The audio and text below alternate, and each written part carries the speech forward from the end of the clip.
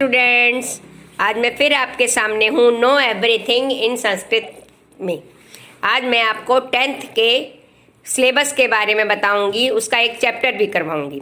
10th में बच्चों जो आपके सेकंड पार्ट है, क ख ग घ 4 पार्ट आते हैं। जो सेकंड पार्ट है वो आपका रचनात्मक कार्य का होता है। रचनात्मक कार्य में चित्र वर्णन अथवा अनुच्छेद लेखनम होता है, जो आपका 5 नंबर का होता है। 10th क्लास में एक एक नंबर आपके लिए बहुत इम्पोर्टेंट है, तो आप कृपया इस लेसन को ध्यान से देखिए, इस टॉपिक को, और खुद भी करने का प्रयास कीजिएगा। चित्र वर्णन में सबसे पहले आपको जो चित्र दिखाया जा रहा है, इसके बारे में मैं आपको कुछ बातें भी बताना चाहूँगी। चित्र वर्णन के कुछ सामान्य नियम भी हैं, जैसे चित्र में एक ही भाव प्रस्तुत करना चाहिए। भाव दैट मीन्स चित्र का एक आपको समग्र रूप में एक भाव पकड़ना है। जैसे मान लो ये पहला चित्र है, उसमें आपका एक उपवन या वाटिका का दृश्य दिखाया जा रहा है, तो सबसे पहले आप उसी भाव को सबसे पहले पकड़ेंगे। और विषय का प्रारंभ शीघ्र ही करना चाहिए और रोचकता होनी चाहिए। रोचकता गुण इसकी मुख्य विशेषता में मानी जाती है। वाक्य ना तो बहुत बड़े हों ना बहुत छोटे हों। ऐसा नहीं कि बस हर वाक्य में आपने ये लगाया कि इदम ये और शब्द बोला और उसके बाद अस्ति लगा दिया, हर वाक्य में नहीं। भूमिका अथवा उपसंहार नहीं होना चाहिए। डायरेक्ट आपको बात करनी है, इसमें ना तो कोई शुरुआत करनी है ना ही उपसंहार करना है। फिर वाक्य आपस में संबद्ध होने चाहिए, आपस में उनका जुड़ाव होना चाहिए। फिर भाषा सरल, सुबोध और प्रभावयुक्त होनी चाहिए, और केवल 5 वाक्य ही आपको लिखने होते हैं। That's clear. इसके बाद आप चित्र देखिए ध्यान से।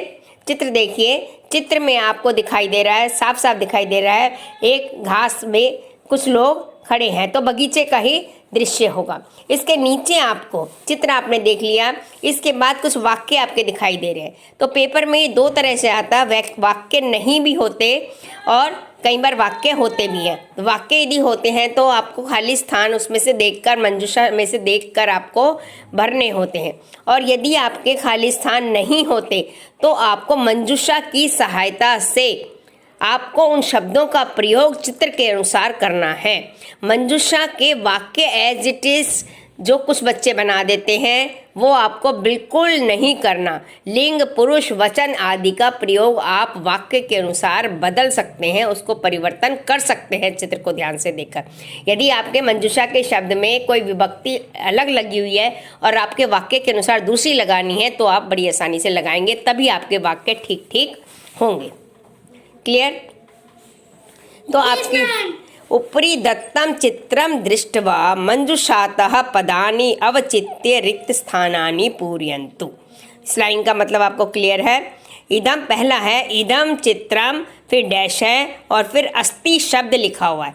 इदम चित्रम अस्ति, तो इसमें उद्यानस्य एक शब्द है, उद्यानस्य, उद्यान का षष्ठी विभक्ति लगी हुई है, का के की इसमें आता है, तो यह चित्र उद्यान का है। ये आपकी हिंदी हो जाएगी, तो आपको बड़ी आसानी से इसको आप देख लेंगे। वैसे भी यदि आपको विभक्ति बहुत अच्छे से क्लियर नहीं भी है तो भी आप उसकी मंजूषा को देखिए।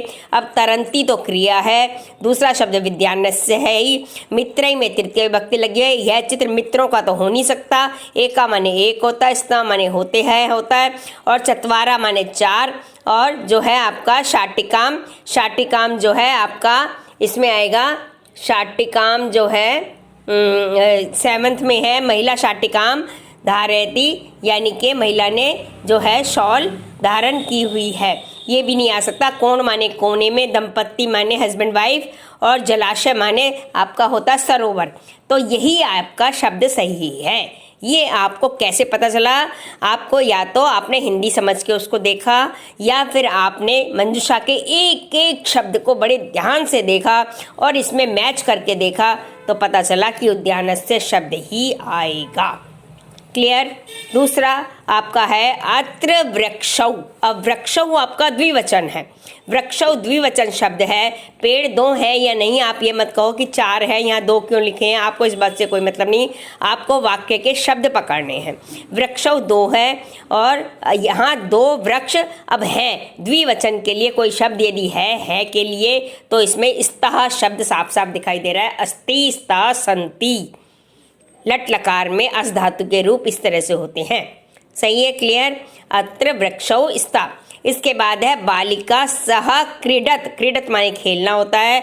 बालिका बालकः मित्रैः सह क्रीडत। एक तो सह के योग में तृतीय विभक्ति आती है और दूसरा आपका क्या है, बालक मित्रों के साथ खेल रहा है। चित्र को आपको बार बार नहीं देखना, एक बार आपने देख लिया, उसके बाद आपको शब्दों को देखना है। जो वाक्य है और जो आपकी मंजूषा है उसको आपने देखना है, उसको समझना है। तो बालकः मित्रैः सह क्रीडत। और फोर्थ है कन्या रज्जवा क्रीडति। रस्सी से कन्या खेल रही है। अब इसमें एक स्त्रीलिंग का शब्द है ये, तो इसमें एक के लिए एक का शब्द आसानी से आ जाता है, एका कन्या रज्जवा क्रीडति। इसके बाद पांचवा है बालकः वेगेन धारयन्ति। बालका जो है वेगेन धावंती। धावंती माने भाग रहे हैं, तेजी से भाग रहे हैं। तो चत्वारः शब्द है इसमें भी आपका, चत्वारा बालका वेगेन धावंती। 4 बच्चे जो है तेजी से भाग रहे हैं। इसके बाद छठा एकम पुष्प भाजनम अपि अस्ति।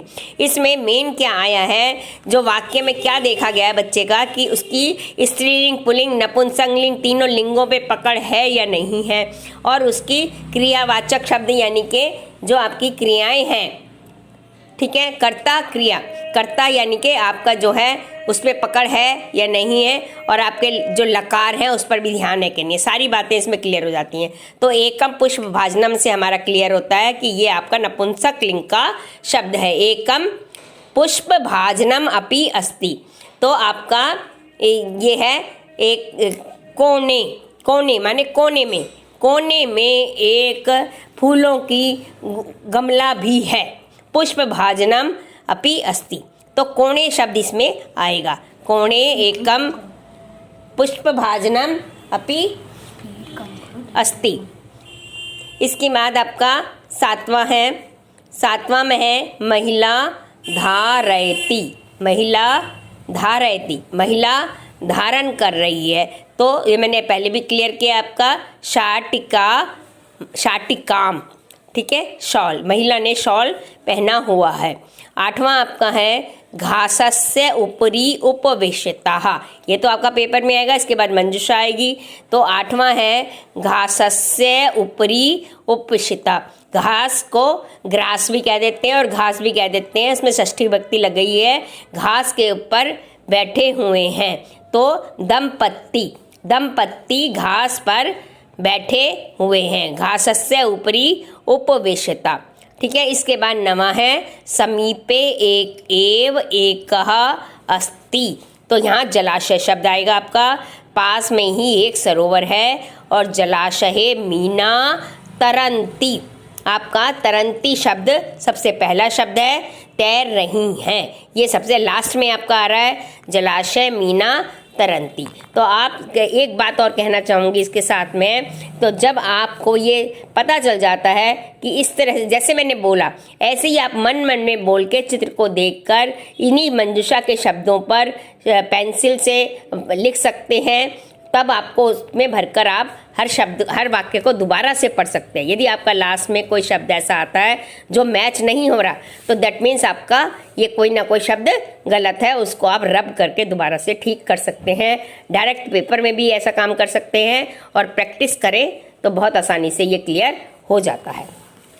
क्लियर जी? जो आपने अभी समझाया है ये पहला चित्र जी, ये जो हमारे फाइनल टर्म में आएगा? बिल्कुल आएगा, 5 नंबर का आएगा आपका। और हर वाक्य, हर जो वाक्य है उसका एक एक नंबर होगा। 5 वाक्य आपको लिखने होंगे।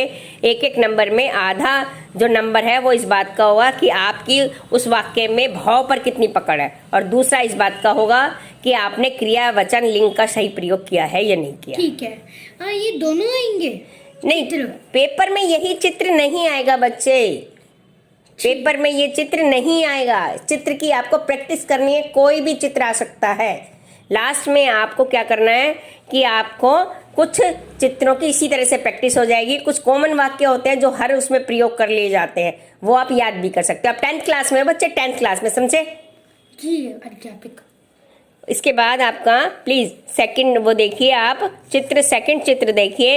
इसमें एक परिवार का दृश्य दिखाई दे रहा है और एक जो है आपका बच्चा, एक छात्र या अपने परिवार का लड़का जो है अपने पिता के चरण स्पर्श कर रहा है और एक लड़की अलमारी में या लाइब्रेरी की अलमारी में किताबों को देख रही है, उसमें से कोई किताब निकाल रही है।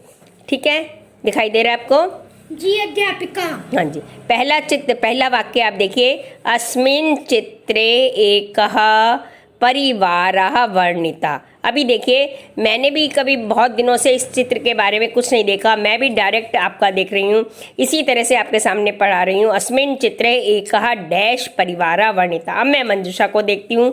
मंजूषा में पहला शब्द है प्रसीदति। प्रसीद माने प्रसन्न होना होता है। दत्त चित्ता दैट मीन्स बिल्कुल मनोयोग से। आदर्श यानी कि एक मॉडल। और पितु माने पिता। चरण स्पर्शम माने पैर छूना। और कपाटिका याम माने जिसमें कपाट लगे हुए हैं, ऐसी एक अलमारी को कपाटिका याम संस्कृत में बोलते हैं। और ऊपरी माने ऊपर। ठीक है, तो इसमें हमें क्लियर हो जाता है कि आदर्श शब्द आएगा। अस्मिन् चित्रे एकः आदर्शः परिवारः वर्णिता। सेकेंड, पुस्तकानि सन्ति। क्योंकि मैंने मंजूषा पहले से देख दी है तो आप बता सकते हैं कापाटिका याम इसमें आएगा। कापाटिका याम पुस्तकानि सन्ति। प्रकोष्ठे मंचस्य समाचार पत्रम अस्ति। प्रकोष्ठे माने एक कोने में, एक मंच पर जो है आपके समाचार पत्र है। तो आपका ऊपरी मंच के ऊपर समाचार पत्र रखा हो तो ऊपरी शब्द इसमें आएगा थर्ड में। और फोर्थ है आपका एका बालिका स्वपुस्तकानि। स्वपुस्तकानि आपका जो है अब इसमें एक आपको कंफ्यूज करने के लिए भी एक चीज़ दी हुई है। आपका कपाटिकायाम 2 बार आएगा। एका बालिका स्वपुस्तकानि कपाटिकायाम स्थापयति। और अगला आएगा माता स्वसंतति कार्यरतम दृष्ट्वा। माँ जो है अपनी संतान को कार्य में लगी देखकर प्रसन्न चित्तः यानी कि प्रसीदति, खुश हो रही है। ये आपका यहाँ पर है प्रसादति। अब इसमें देखो ये जो है चरण स्पर्शम शब्द एक्स्ट्रा दिया हुआ है, पितु शब्द एक्स्ट्रा दिया हुआ है। तो शब्द आपके दिए हुए हैं आपके 3, 3, 6 और 1 7 और भरने थे आपके 5 और कपाटिका याम आया 2 बार। तो आप ये समझ लीजिए जब तक आप अर्थ को नहीं समझेंगे और इस चित्र वर्णन की प्रैक्टिस नहीं करेंगे तब तक आप इस तरह कंफ्यूज भी हो सकते हैं। वहाँ खड़े होकर आप ये भी बोल सकते हैं सर जी, मैडम जी, ये तो आपका जो है पूरे शब्द इसमें नहीं आ रहे हैं, 7 दिए हुए हैं और 5 ही वाक्य, ऐसा क्यों करा। तो ये सब आपका एग्जामिनर के ऊपर है, वो आपको किस तरह से देता है।